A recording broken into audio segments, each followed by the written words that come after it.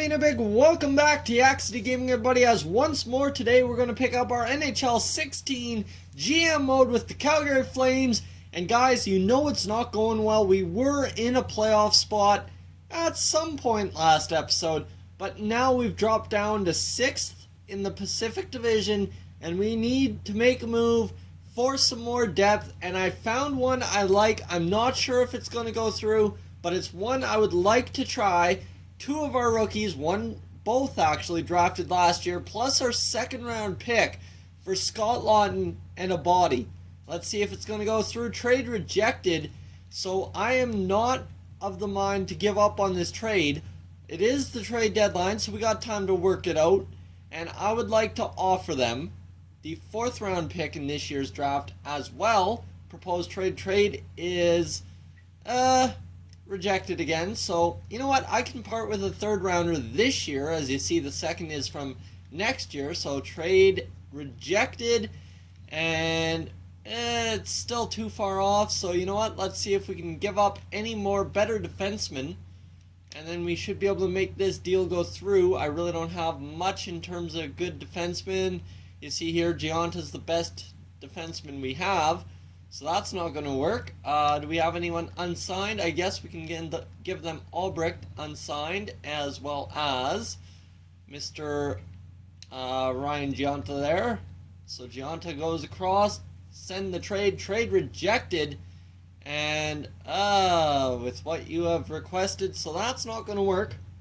That's literally what we're going to have to scrap here. Let's see if Ottawa's got any depth centermen. That's what we're looking for. That 3rd line centerman who can come in and play good hockey. You see here they've got Zach Smith, who is, I believe, a grinder. Yes, he is. But you got Curtis Lazar, who is an 84 overall, top 9 forward, low. So he could be exactly what we need. Checking forward, that's perfect for me. So let's grab Curtis Lazar, and you see how much trade value they're looking to give up. Ryan Gionta, Del Rio, and we just need to add in a 3rd or 2nd round pick, pardon me, and then we will be good to go. I think I should add in a 2nd, because if I remember, Lazar was a 1st overall pick a couple years ago, so let's go add that 2nd. Proposed trade accepted. There we go, that is what we're talking about. We got our depth forward. Sean Monahan has gained some morale. Everyone's gaining morale, that's perfect. Player meetings to be had, there we go. We know we brought in somebody we needed, that is huge.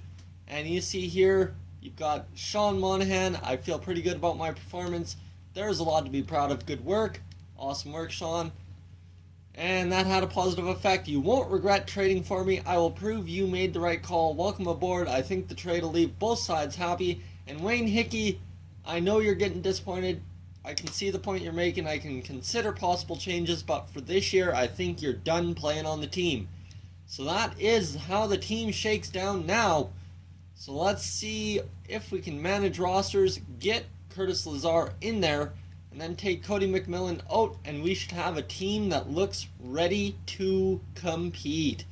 Curtis Lazar, 82 overall, he dropped down to, so it was morale that had him higher.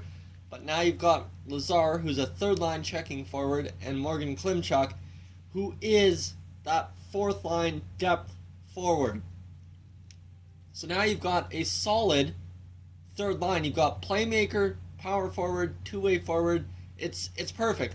Jorgen Jacobsen could end up scoring 30 goals for the rest of the season. It's possible. It is absolutely possible. Sean Monahan up there with Granlund and Nyquist, and then Gaudreau, Bennett, and Poirier. I think that's a pretty good ready 2nd line there, with Sam Bennett being as killer as he is this year. So I'm just going to quickly save, and then we'll get on with the simulation. Hopefully get to the last couple weeks of this season, see if we can get into a playoff spot, see if we can do something. Overwrite current file, yes, that's what we want to do. Come on, save quickly. Let's go game, let's go game.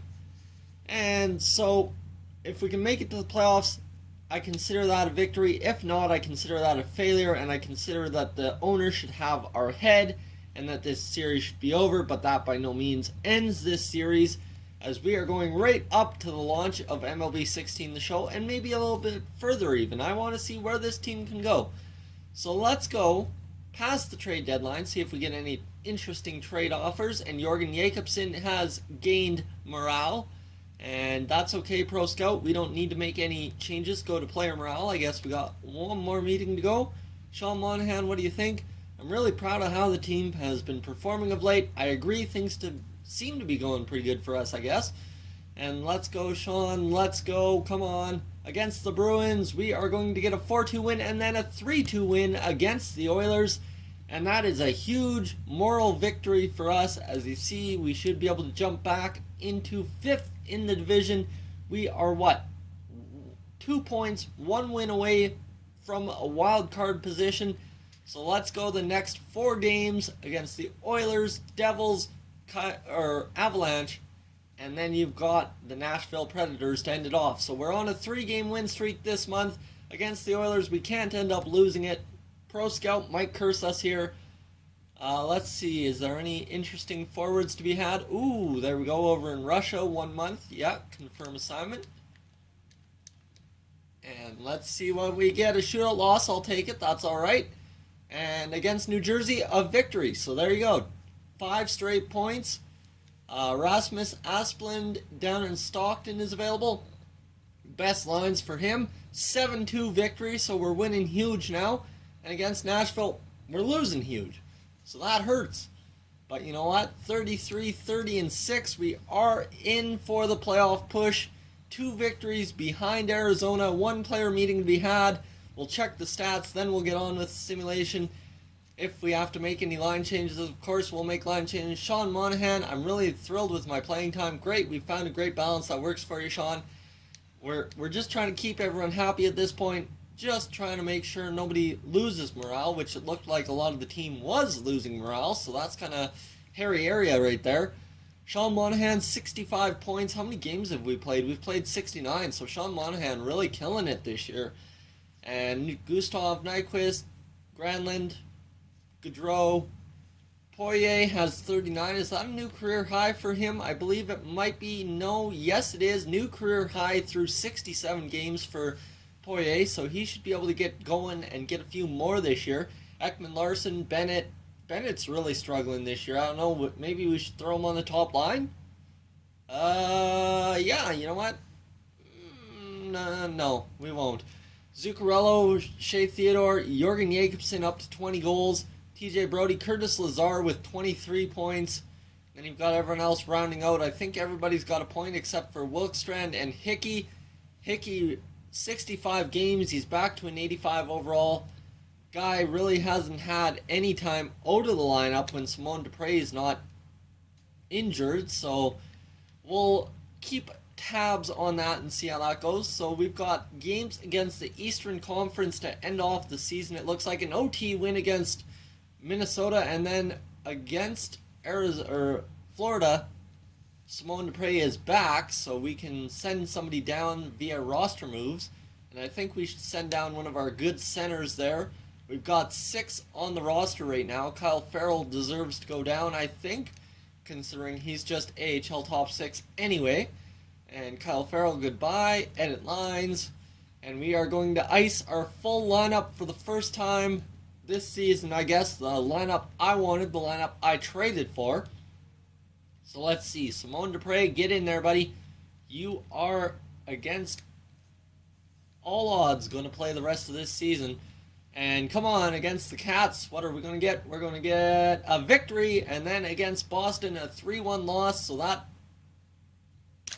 that blows us. And you see broken nose again for Simone Dupre.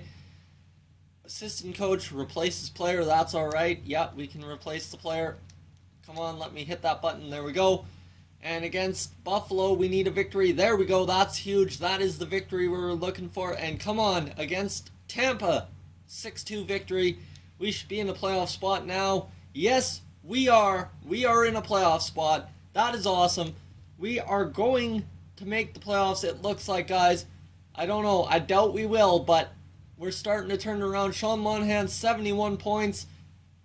That's what we're hoping for. Sean Monahan really getting it going. You've got Gustav Nyquist with 50, so no one really else has more than 50 points. I mean, you'll have Granton and Gaudreau, so we'll have 4 guys over 50 points, and Poirier, if he can get 5 in 10, he'll be good. So there we go. Let's go back. I don't know why my controller's sticking so much. That's kind of odd. It really hasn't done that before. And we are going to edit lines, and this is going to be a radical line change. I'm going to throw up Emile Poirier with Monahan and Granlund. Just have that power forward, two-way forward playmaker. Gustav Nyquist, Gaudreau, and Bennett.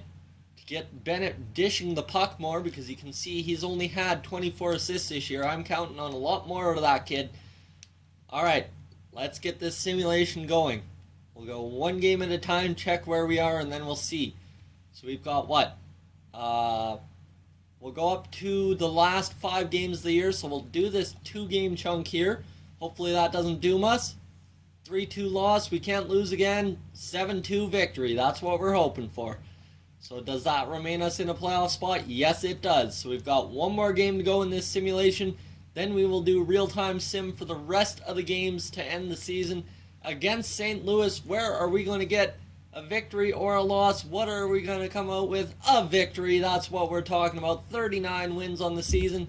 We remain in a playoff spot. 2 victories behind Arizona still. So we are clinging on, and it looks like the West is locking up here.